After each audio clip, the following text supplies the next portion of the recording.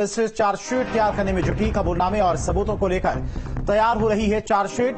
Singer फाजिल पुरिया से भी पूछताछ कर सकती है नोएडा पुलिस। पुलिस की रडार पर और भी कई बड़े नाम हैं जिनसे पूछताछ की जा सकती है। तो बड़ी खबर, एल्विस यादव की लगातार मुश्किलें बढ़ती हुई पुलिस चार्जशीट तैयार करने में जुटी है। कबूलनामे और सबूतों को लेकर यह चार्जशीट तैयार की जाएगी। सिंगर फाजिल पुरिया से भी पुलिस पूछताछ कर सकती है। पुलिस की रडार पर कई और बड़े नाम भी हैं जो एल्विस यादव के संपर्क में थे, उनसे भी पूछताछ की जा सकती है। हमारे द्वारा इस संबंध में विवेचना की जा रही है और साक्ष्य संकलन के आधार पर जेल भेजा जा चुका है। गहनता से विवेचना प्रचलित है और विवेचना के दौरान जो भी साक्ष्य आएंगे या जो ऐसे व्यक्तियों के नाम सम्मिलित आएंगे उनसे विस्तृत पूछताछ की जाएगी। आपके सामने तो यूट्यूब पर बहुत से वीडियो उपलब्ध हैं और बाकी चीजों को जो सोशल मीडिया प्लेटफॉर्म पर उपलब्ध हैं उनके बारे में जानकारी की गई तो बताया गया कि उनका वीडियो है। उसी के क्रम में आगे हम विवेचनात्मक कार्रवाई भी कर रहे हैं।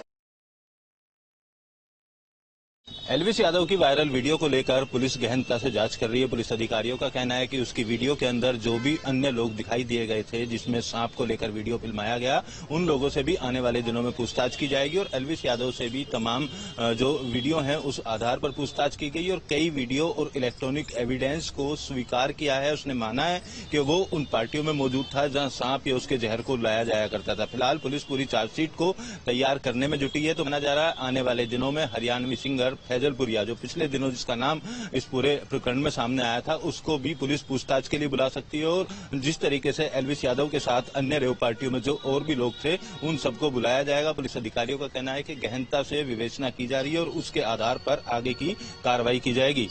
वीडियो जर्नलिस्ट जैनेन्द्र के साथ अमित चौधरी, न्यूज स्टेट नोएडा। और एल्विस यादव पर लगी धाराओं से कितनी मुश्किलें बढ़ सकती हैं उसको लेकर हमारे सहयोगी अमित चौधरी ने सुप्रीम कोर्ट के वकील भरत सिसोदिया से एक खास बातचीत की है, वो भी आपको सुनाते हैं।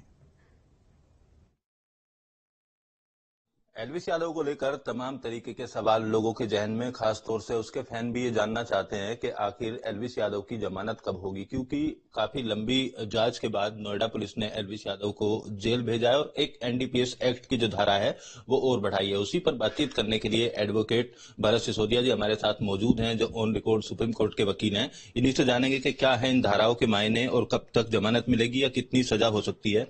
अपने एल्विस वाला केस सुना होगा, एनडीपीएस एक्ट लगाया गया है, तमाम और धाराएं हैं, तो कानून की नजर से कैसे देखते हैं इसको? देखिए, ये बहुत सीरियस ऑफेंसेस हैं। एनडीपीएस एक्ट में section 27A is very serious offence और इसमें सेक्शन 30 भी इन्होंने चार्ज लगाया है। तो ये सेक्शन बहुत सीरियस सेक्शंस है और एनडीपीएस एक्ट में अगर पुलिस ने अपना एफआईआर में दर्ज किया है और एल्विस को अभी परेशानी बढ़ने वाली है, क्योंकि इन धाराओं में section 27A is very serious and the punishment is very high, minimum 10 years, maximum 20 years। तो देखते हैं पुलिस का इन्वेस्टिगेशन किस दिशा में जाता है। अभी तो ये एफआईआर दर्ज हुई है, पुलिस इसमें इन्वेस्टिगेट करेगी। इन्वेस्टिगेशन के दौरान अब पुलिस अपना प्रोसिक्यूशन, अपना केस कितना फुल प्रूफ बनाता है उस पर डिपेंड करेगा।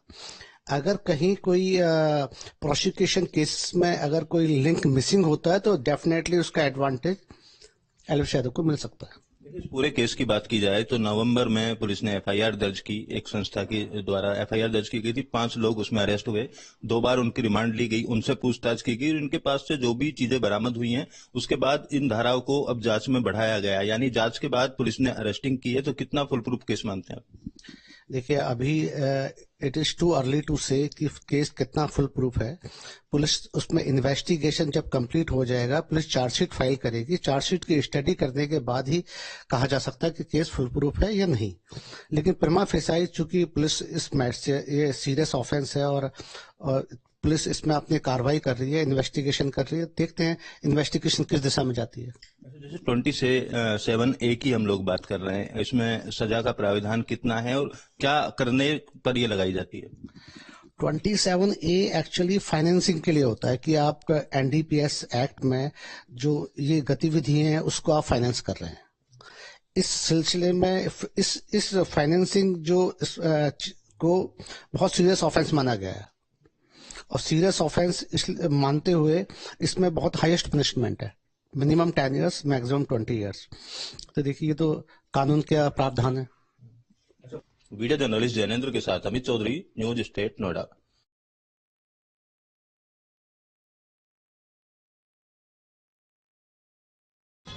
एल्विस यादव मामले में आज दूसरे दिन भी एल्विस की जमानत अर्जी कोर्ट में दाखिल नहीं की जाएगी। हड़ताल के चलते माना जा रहा है कि आज भी एल्विस यादव की जमानत पर सुनवाई नहीं हो पाएगी। कल और आज दोनों दिन वकीलों की हड़ताल के चलते ऐसा होना माना जा रहा है। दूसरी तरफ एल्विस यादव से अब गुरुग्राम पुलिस भी पूछताछ करेगी। पिछले दिनों यूट्यूबर सागर के साथ मारपीट करने का एक वीडियो एल्विस यादव का सामने आया था। उस वीडियो के सामने आने के बाद एफआईआर दर्ज कराई गई थी। गुरुग्राम के सेक्टर 53 थाना पुलिस अब एल्विस यादव से पूछताछ करने के लिए उसको रिमांड पर ले सकती है, ऐसा गुरुग्राम पुलिस के अधिकारियों द्वारा बताया गया। वहीं दूसरी तरफ रिमांड के दौरान पुलिस उससे पूछताछ करेगी कि उसके साथ में मारपीट करने वाले जो अन्य युवक थे वो कौन कौन थे और मारपीट करने के पीछे की वजह क्या थी। लिहाजा उस केस को लेकर भी अब एल्विस यादव की मुश्किलें बढ़ती हुई नजर आ रही हैं। दूसरी तरफ नोएडा पुलिस की लंबी इन्वेस्टिगेशन के बाद उसके ऊपर एनडीपीएस एक्ट की धारा और बढ़ाई गई है। एनडीपीएस एक्ट की धारा की बात की जाए तो इसमें लगाई गई 27A की जो धारा है वो आने वाले दिनों में एल्विस यादव की जो मुश्किलें हैं वो और ज्यादा बढ़ा सकती हैं, क्योंकि कानून के जानकारों का कहना है कि एनडीपीएस एक्ट में 27A धारा के चलते 10 साल से लेकर 20 साल तक की सजा का प्रावधान है और नॉन बेलेबल ये जो धारा है इसके तहत कार्रवाई की जाती है। लिहाजा अब जो जिला गौतम बुद्ध नगर का कोर्ट है वो इस मामले में जमानत दे पाता है या एल्विस यादव को हाई कोर्ट जाना पड़ेगा, ये भी चीज देखनी होगी। और जिस तरीके से इस धारा में सजा का प्रावधान बताया गया है उसके चलते आने वाले दिनों में एल्विस यादव को लंबे समय तक जेल में रहना पड़ सकता है। इस तरीके की जानकारी भी कानून के जानकार जो हैं वो देते हुए नजर आ रहे हैं। दूसरी तरफ एल्विस यादव के पिता और उनके वकील पहले दिन जेल में जाकर एल्विस यादव से मिले और उससे मिलकर बातचीत की और जल्द जमानत दिलाने का दिलासा एल्विस यादव को दिया गया है। हालांकि जेल प्रशासन की तरफ से एल्विस यादव को क्वारंटीन सेल में फिलहाल रखा गया और इसके बाद कुछ दिन बाद उसका जो सेल है वो बदला जाएगा। फिलहाल तमाम मामलों को लेकर फिलहाल एल्विस यादव की जो मुश्किलें हैं वो यहां पर बढ़ती हुई दिखाई दे रही हैं और खास तौर पर एनडीपीएस एक्ट की धारा बढ़ाने की अगर मामले की बात की जाए तो इस धारा के पीछे जो कारण है वो ये बताया जाता है कि जो लोग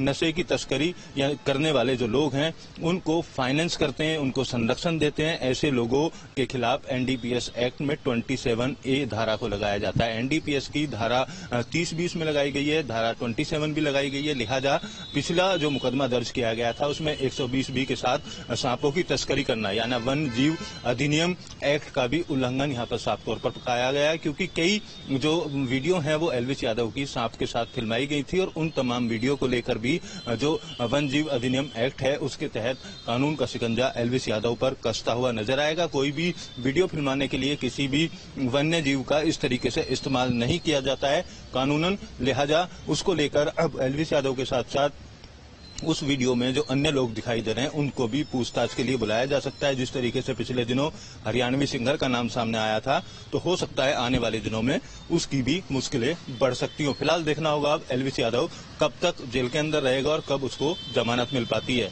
वीडियो जर्नलिस्ट जैनेंद्र के साथ अमित चौधरी, न्यूज स्टेट, नोएडा।